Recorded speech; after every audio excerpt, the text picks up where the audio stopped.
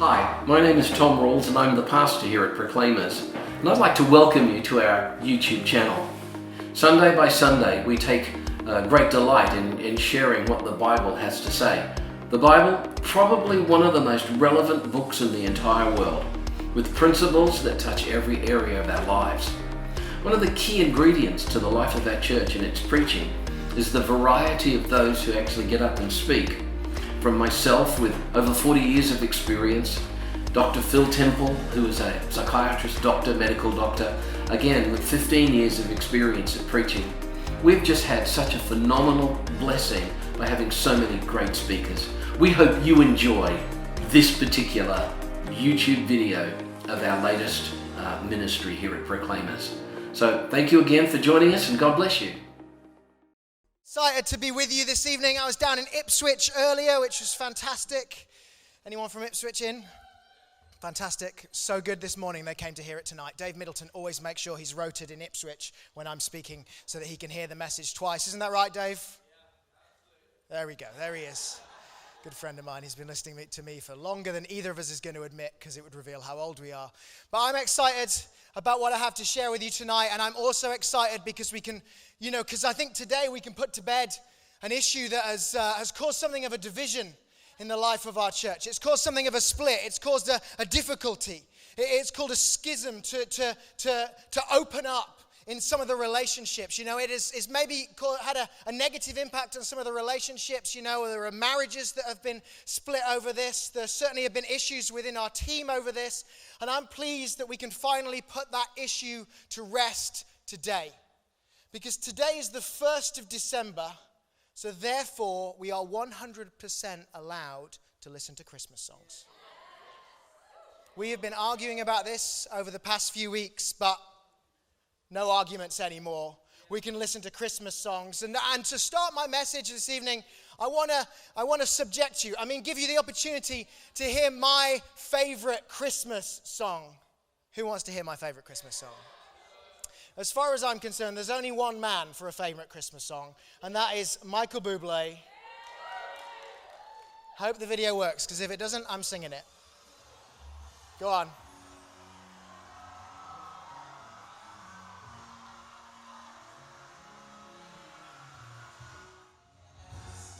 That's probably enough of Bublé. I don't have time for too much. It's going to be okay. You can hear it again later. But he's so smooth, isn't he, Bublé? He's just so smooth. And he's so clever as well. Because he's released a Christmas album. And basically, if you release a Christmas album, that's it. You're financially set. It doesn't matter how tight things are January through to November. December, he is quids in every year. But I just love the way that he is on stage. I love the smoothness of his songs. I love the performer in Bublé. If I could be one person just over Christmas, it would be Michael Bublé. But I also love this song, Christmas, Baby, Please Come Home. I love the theme of this song because I think there's something of this song that really speaks to me. This idea of coming home for Christmas. I remember the first time that I kind of came home for Christmas. The first year that I was working as a doctor, I had to work Christmas Day in thoracic surgery. I remember finishing at kind of 4 or 5 o'clock and heading off from Norwich to Sheffield, to near Sheffield where my parents live. I remember driving in the dark with hardly any other cars on the road, racing home with the speed of a pack of reindeer. Is it a pack of reindeer? Whatever you call a gathering of reindeer. I remember it particularly well because as I was heading over the undulating hills of the Fens, I went over a little dip, maybe slightly over the speed limit, and saw a familiar flash. I was like, I have been working on Christmas Day. I am driving home to see my family, and now a speed camera? But I think I got a little Christmas miracle because the ticket never came through. Or I was within the boundaries of the law, as I always am. That's the other alternative.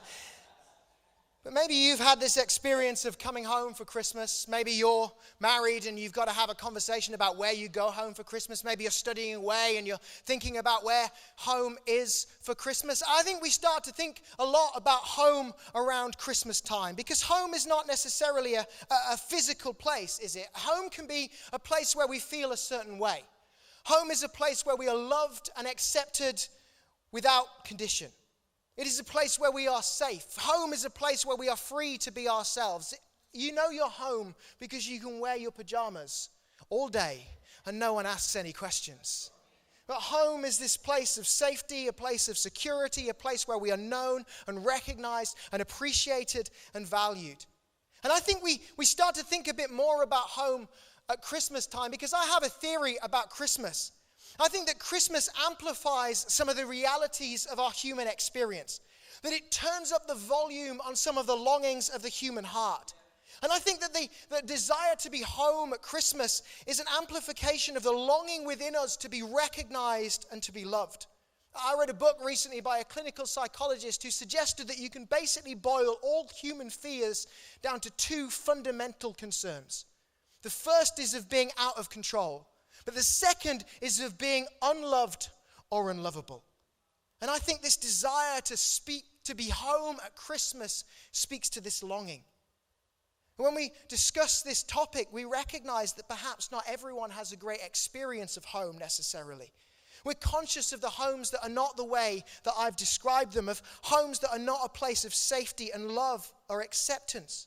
And just as Christmas amplifies the longing in our heart, so I think it turns up the volume on the problems in our world.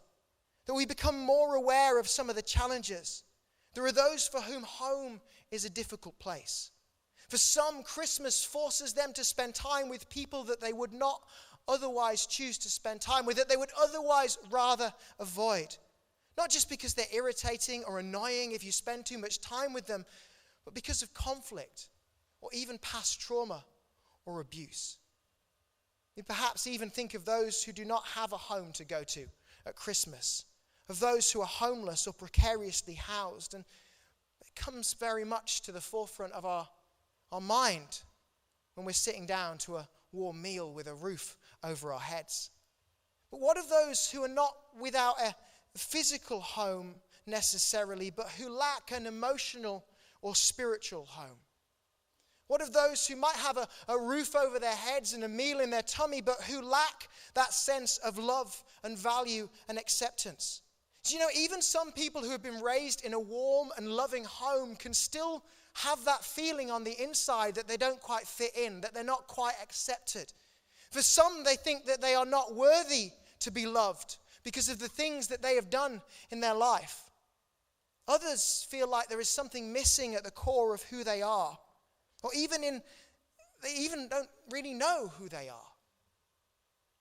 And actually that sense of value and that sense of acceptance or that security and safety in who you are can be missing for so many in our society. And perhaps you know people like that. Perhaps, if you're really honest, that's how you feel. I was keen to talk about this topic of coming home because the idea of homecoming is at the heart of the Christmas account. One of the gospel accounts is found in Luke chapter 2. You might have heard it sometime. Let me read it to you. It says in Luke 2 from verse 1, it says, "In those days Caesar Augustus issued a decree that a census should be taken of the entire Roman world. This was the first census that took place while Quirinius was governor of Syria. And everyone went to their own town to register. So Joseph also went up from the town of Nazareth in Galilee to Judea, to Bethlehem, the town of David, because he belonged to the house and line of David. He went there to register with Mary, who was pledged to be married to him and was expecting a child. And while they were there, the time came for the baby to be born.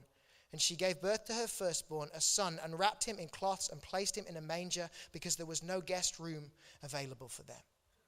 Here we find this sense of homecoming in the middle of the Christmas account, as Joseph brings his pregnant wife and their child to be to his ancestral home because he belonged.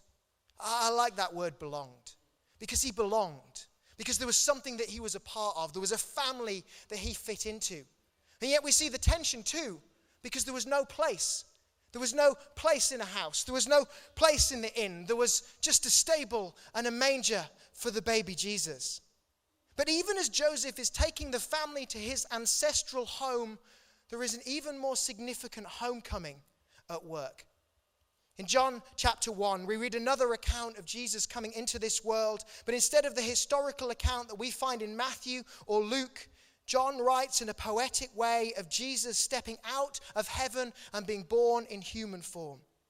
John writes poetically of Jesus, referring to Jesus as the Word, and he writes, "The Word became flesh and made his dwelling among us. We have seen his glory, the glory of the one and only Son, who came from the Father, full of grace and truth." In the New Living Translation, it puts it this way. It says, "The Word became human and made his home among us." I've been hung up on this idea recently, caught up in the majesty of this moment, that Jesus was made flesh. They call this the incarnation, and it is worth taking a moment to reflect on the power of this. The Son of God, God himself, would step out of heaven and into our world. He would take on flesh and blood so that he could understand the human experience, so that he could demonstrate for us what it looks like to live a life in relationship with God, so that he could walk through what we have to walk through and experience what we have to experience.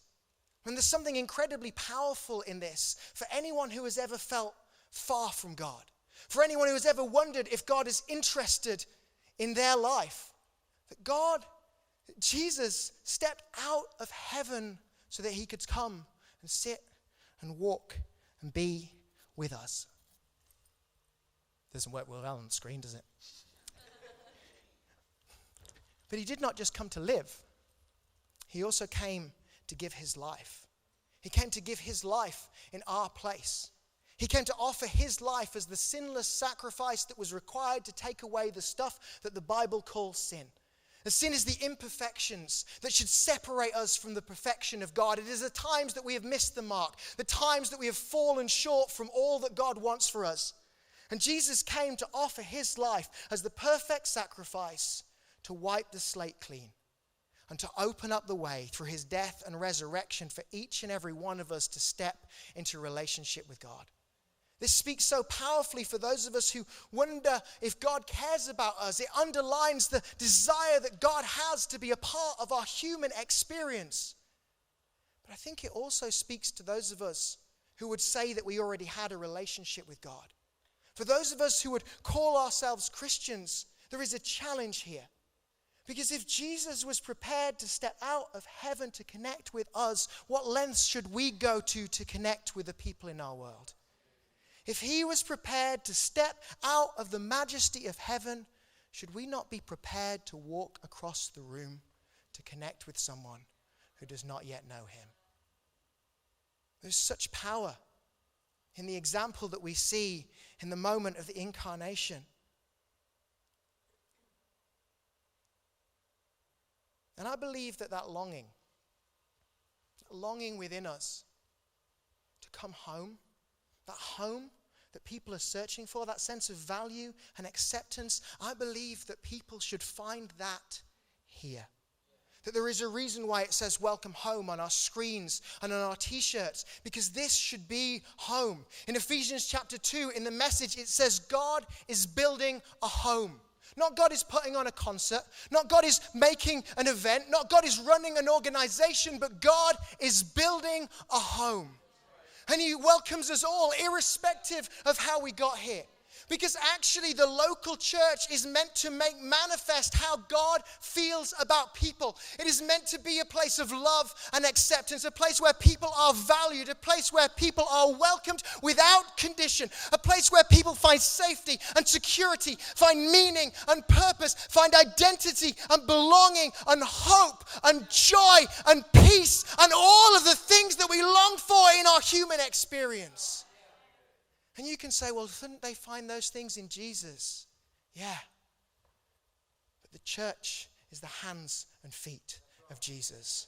And you know, I think that before we should expect people to I think that just telling people about what they can find in God is not good enough. Because if you are freezing in the middle of winter and I tell you about how warm it will be in summer, I don't think that helps you out very much.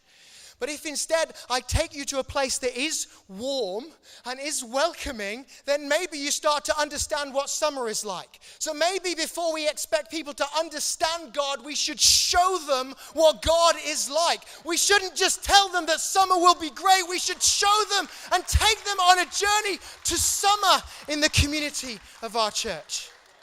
Does that make sense?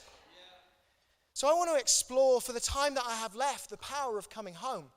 Because I've discovered something in the conversations that I've had with the people in my world. I've discovered that there are some people for whom the idea of coming home to church is terrifying. That what they say to me is, I wouldn't be welcome in church because of the things that I've done. Because I've not lived the right kind of life. Or they just think that there's some kind of a standard here that they don't live up to. And I was thinking about a biblical example of this, and I've talked on this in a few different forums, so you might have heard me talk about it. But in Luke 15, there is an example of someone who finds coming home to be a scary experience. And Jesus is telling 3 stories in Luke 15. He talks about a lost sheep and a lost coin, and then the story that is titled in my Bible, the parable of the lost son. It says this, Jesus continued, there was a man who had 2 sons. The younger one said to his father, Father, give me my share of the estate. So he divided his property between them. Not long after that, the younger son got together all he had, set off for a distant country, and there squandered his wealth in wild living. After he'd spent everything, there was a severe famine in the whole country, and he began to be in need.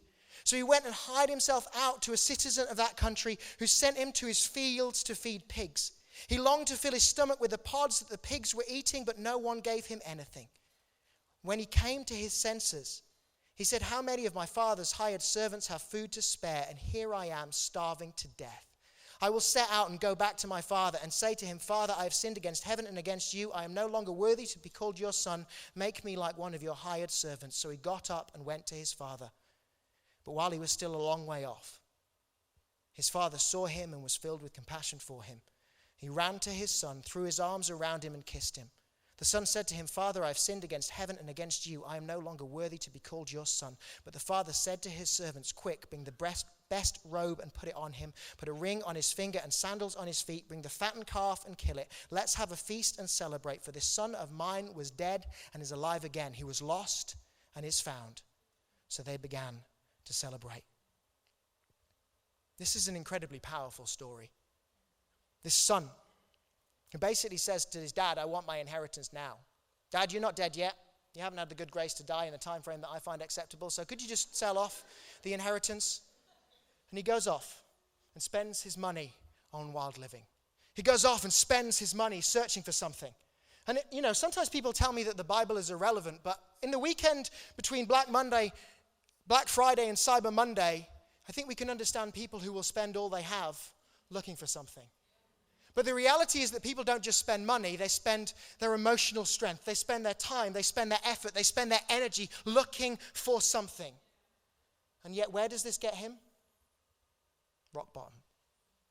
What does it mean for a good Jewish boy to end up feeding pigs? And there's something heartbreaking, isn't there, about the fact that he has to get to rock bottom before he goes looking for his father. The father that he said, he's dead to me, he suddenly remembers him in the moment that he hits rock bottom. It makes me wonder about the people in my world. Am I waiting for them to hit rock bottom before I tell them that there's another way? But how powerful that this son gets up and decides to come to his father. You can tell that he's anxious because he's rehearsing what he's going to say on the way there. He is so desperate to be just a servant in his father's house that he says, I'm just going to come and beg, Dad. I don't want to be a son again. I just want a job. I just want to be in the household. And what does it say? It says that while he was still far off, his father saw him. And it says that his father got up and ran to meet him. Do you know, someone talked about this recently. I think it was here. About the indignation for the father. The father would have been dressed in a long robe. He would have had to tuck this thing and tie it up around his legs. The head of the household did not run. But the father comes running because he sees his son far off. He sees the son that he thinks is lost. The son that he thinks is dead is far away, and he comes running to meet him, and he embraces him with open arms. And he says, come on, get a robe and put it on him. His son would have been dirty. and messy and covered in mud and pig swill. And he says, I'm going to cover all of your mistakes, son. And he says, come, get a ring and put it on his finger. This was probably a family ring. This was probably some kind of an heirloom. What is he saying? He's saying, you don't have to be a servant because you are my son. In this passage, in this parable, it isn't hard to see that the Father represents God. That actually he is waiting for people to come home. He is watching. And even when they are far off, if they will just turn to him, God comes running, not with a stick, not with a list of things that they've done wrong, but with open arms, ready to embrace them and welcome them home. But my Bible says that there was a man who had 2 sons. And from verse 25 it says this. It says, meanwhile the older son was in the field. When he came near the house, he heard music and dancing. So he called one of the servants and asked him what was going on. Your brother has come, he replied, and your father has killed the fattened calf because he has him back safe and sound. The older brother became angry and refused to go in. So his father went out and pleaded with him.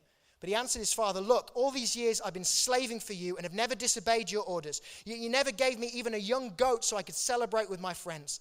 When this son of yours who has squandered your property with prostitutes comes home, you kill the fattened calf for him. My son, the father said, you were always with me and everything I have is yours. But we had to celebrate and be glad because this brother of yours was dead and is alive again. He was lost and is found. Do you know it's the second son that worries me? He is cross that his brother has come home. Where's my party? He asks. I've been slaving here for years and there's not been a party thrown for me. The father's response is full of compassion. He acknowledges that the second son has always been with him, yet they are celebrating for his brother has come home. But it is the inclusion of the second son in this story that I find most uncomfortable. Because I've been in this church for 15 years. I've been in a church for a lot longer than that. So I'm not the first son in this story now. I'm the second son.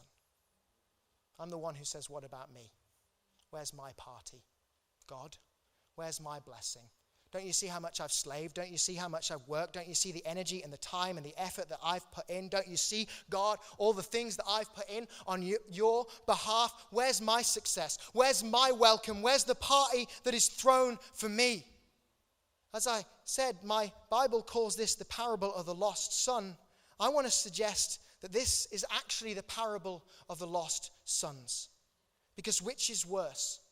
The son who goes away and comes back, or the son that stays and yet ends up so far away from the heart of God?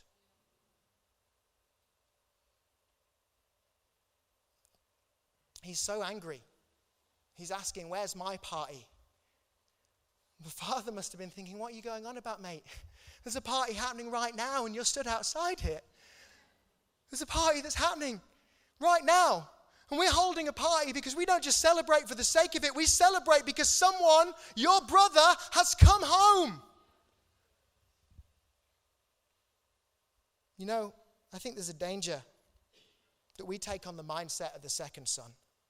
That we think about how much we've worked, or we grow bitter because of the way that we serve, the effort and the energy that we put in. And I say I think there's a danger because I hear myself saying it sometimes. We were here on Thursday night rehearsing for Christmas, and I found myself getting frustrated. I found myself getting frustrated about how late it was. And instead of thanking God that I get to be a part of one of the most spectacular things that we do all year, I was cross. And I have to remind myself sometimes that the church has enough martyrs. It doesn't need me to behave like a martyr as well. It doesn't need me to be focused on my celebration, my needs. When am I going to get my turn? Which brings me to the Christmas concert.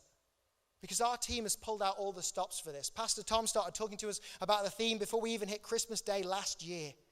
And the time and the energy and the effort that we've put in has been so significant. And the energy that the team has put in has been so significant. But we're not putting on great musical items or preparing videos or writing a message because we want to entertain those that are already here. No, this party has a purpose. We want to see people come home. Come home to acceptance. Come home to love. Come home to understanding. Come home to value. Come home to a sense of identity. Come home to meaning and purpose. Come home to significance. Come home to the open arms of a loving God. Come home to Jesus. And this passage shows us two sides of the same coin, two essential elements of relationship with God. There is the coming home of the Son, and there is the going out of the Father. There is the picture of the Son who comes home and the Father who goes out. And we find those same themes echoed through the life of Jesus. In Matthew 11, for example, where Jesus encourages us to come home to him. Come to me, all you who are weary and burdened, and I will give you rest, says Jesus.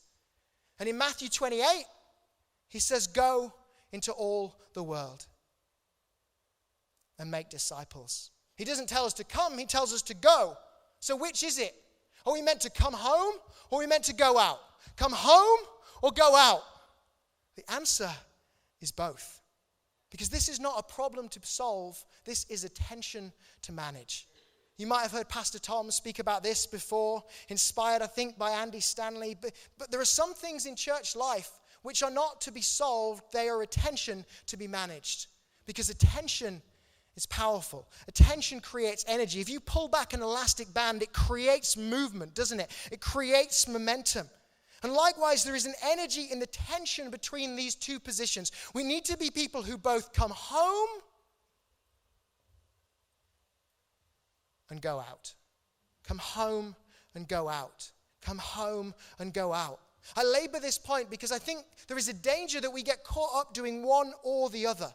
And we struggle to maintain a focus on both. We are either very good at the periods of being home, of being in this community, or of engaging in more personal, intimate time with Jesus, but maybe we're not so good at going out and reaching people. Or maybe we're very good at being out there in the world, connecting with others, but we are less good at praying at the start and end of the day, or inclined to let the stuff we're doing out there in the world keep us from coming here to gather on a Sunday.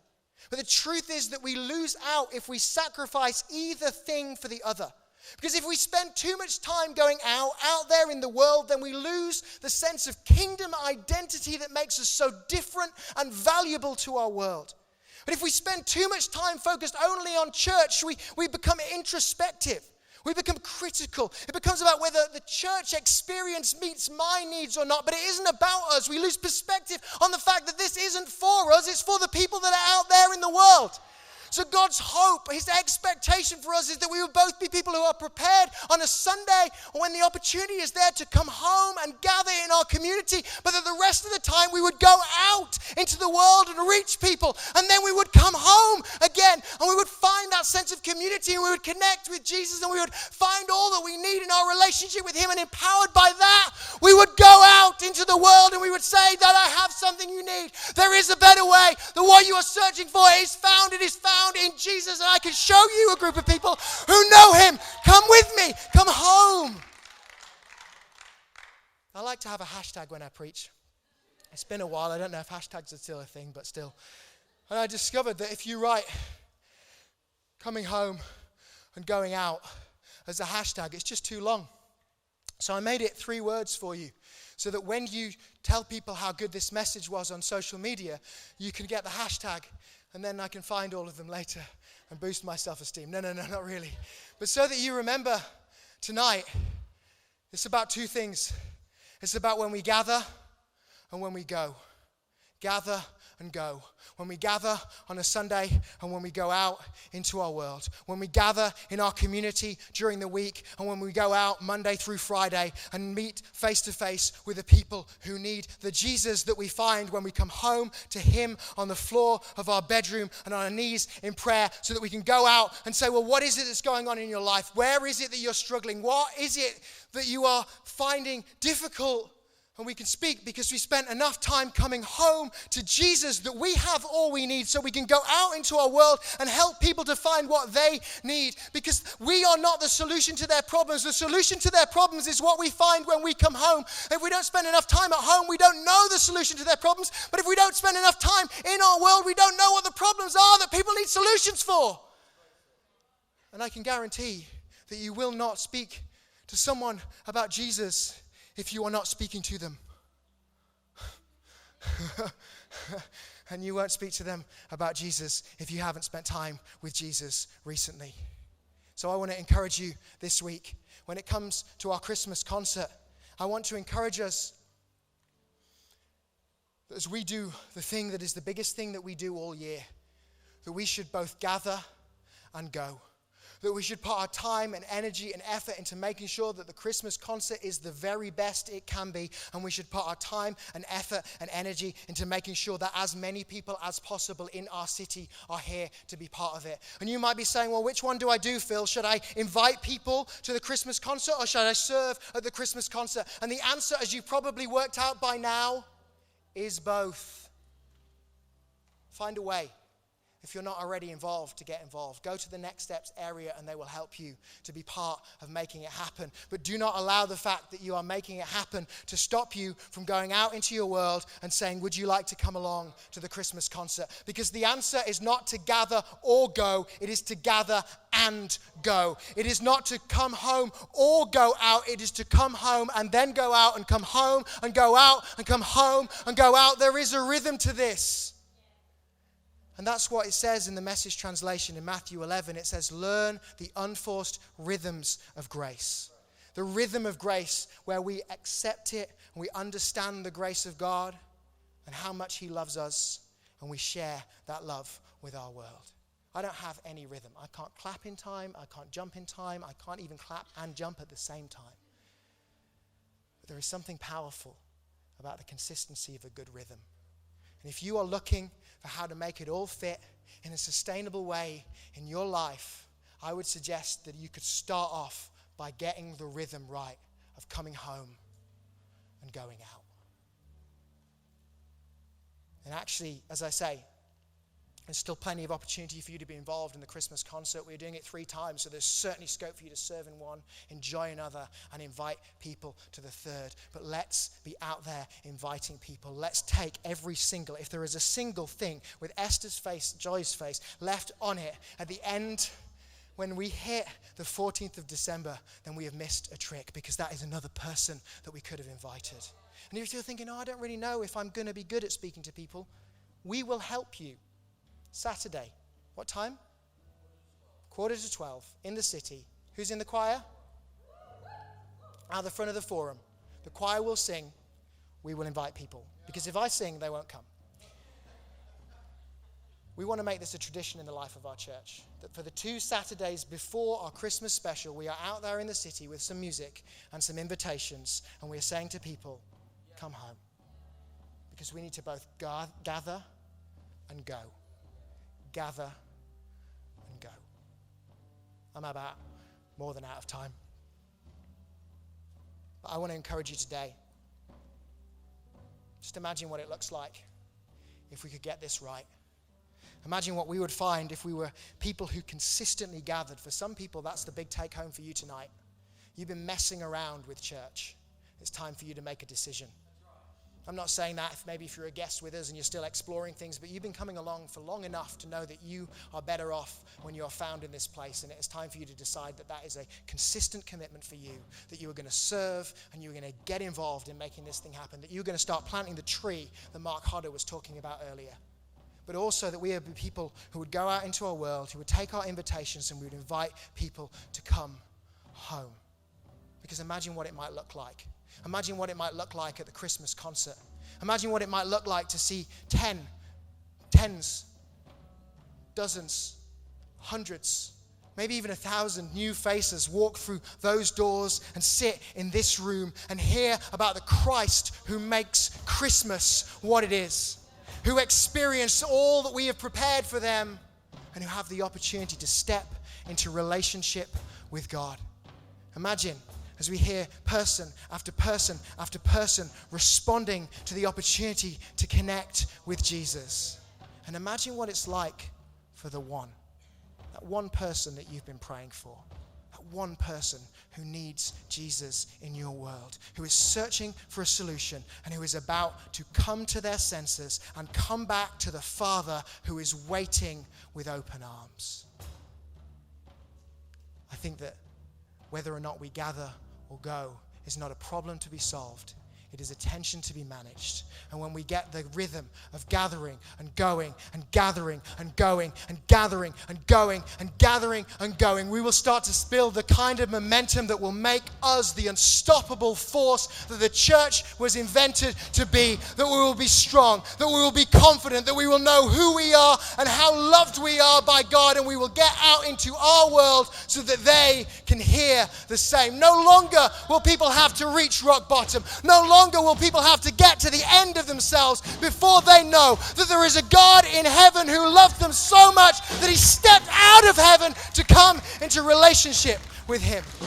Would you stand with me tonight, church? Let's pray before we sing. Dear Lord Jesus, I thank you. Christmas reminds us that you did not want to be far away. For all those who need rest tonight, Lord Jesus, I pray that they would find rest in you. That we would be a people who are well versed in coming home, in gathering together on a Sunday, in our community throughout the week, and that we would find in those gatherings a sense of who we are and how loved we are by you. But I pray too that we would be a people who go out, who go into our world, who tell people about how much you love them, about how much you value them, who don't wait until people reach the end of themselves, who don't wait until people reach rock bottom before we say there is another way. There is a God in heaven who believes in you. He has changed my life. Let me show you the way to come home. And we pray especially for our Christmas concert. Let us have the confidence and the boldness to get out there and invite people. We pray that we would see dozens, hundreds, maybe thousands of people coming home in your name and for your glory. Amen. Come on, let's sing together. Okay, thank you for joining us for this YouTube video presentation of our latest ministry.